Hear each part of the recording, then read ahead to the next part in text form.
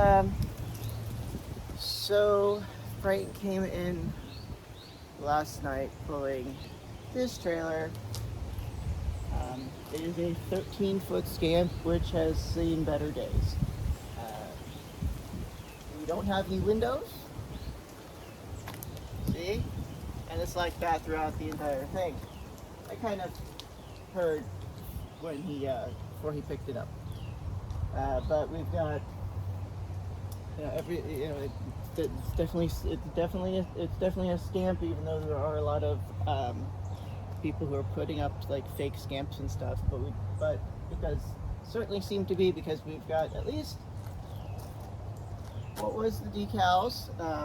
Either they've been removed or painted over. God only knows at this point. I think they've been painted over, and it has it here. Can't probably see it very well in the video. But like I said, it does need some help, and that includes the fact that we've got some issues right here. These things should be overlapping. Frank says that's because of flexing in, because it's still attached. Okay, I'll take his word for it, I guess, because I've never restored a camper. I don't like pretending that I've restored a camper, but let's take you around this, and we'll show you inside. Okay, so we are back. This is the back of the camper, basically where the bed will be. As you can see again, there is no thing there. Sorry if this is a little shaky, but I have no room to actually put down the tripod. But let's let you see what's going on inside here.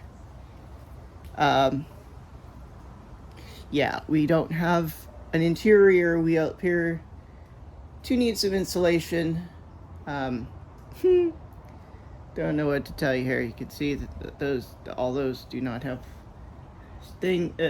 windows.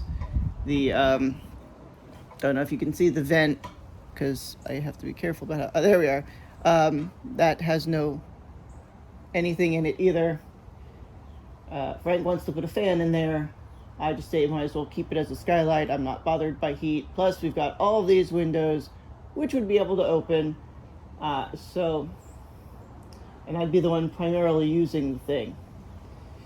But here we go. More, if you wanted to see.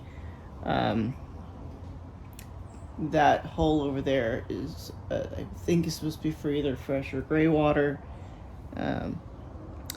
But yeah, I'll show you the other side too. I guess it's gray. I'm not really sure.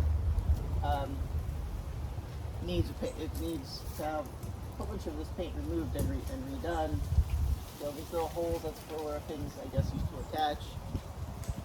Again, we have it currently chained to a tree because people steal these things, although I'm not sure it would get very far.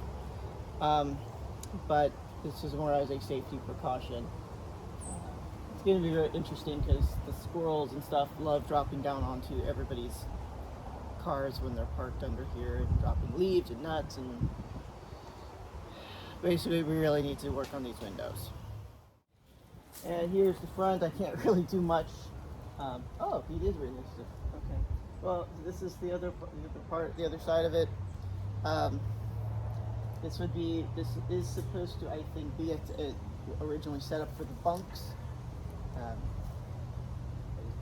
Because I don't see, well, I could say I don't see any plumbing for the bathroom, but quite frankly, there's not much of anything in there. You guys did see that there was no floor. So I'm going to assume that this was probably set up for the bunks. Scamp 13s do come into two different layouts, well, main layouts. You can also get standard, and you can also get deluxe, which is basically more about the finish, the furnishings and stuff than probably anything else. But the two layouts, you either get these double bunks, which basically goes from the bottom there and there, so you can basically put two kids in, or you can get one that is has a bathroom in it. Also, it's supposed to have a little shower little toilet, little shower, which I guess would take up like half of this, and then the other half would be a closet. Um, Normally inside these camps, if you had one that actually had an interior, you'd also see on the other side of this there would be a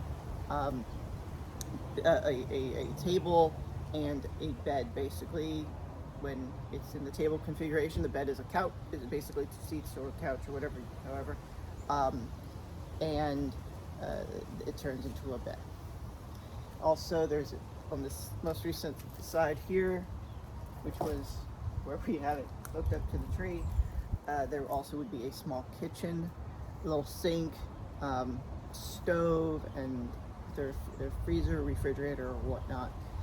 Generally, these things are powered by propane, which you throw the tanks there, but you can also hook up some solar stuff as well. I'm kind of terrified because we have, as I said, we have not done this before, and quite frankly, my husband wants to design it more to deal with him and his unique needs than me, who's going to actually be using the trailer, and our needs are very, very different. From everything, including storage space to, tables.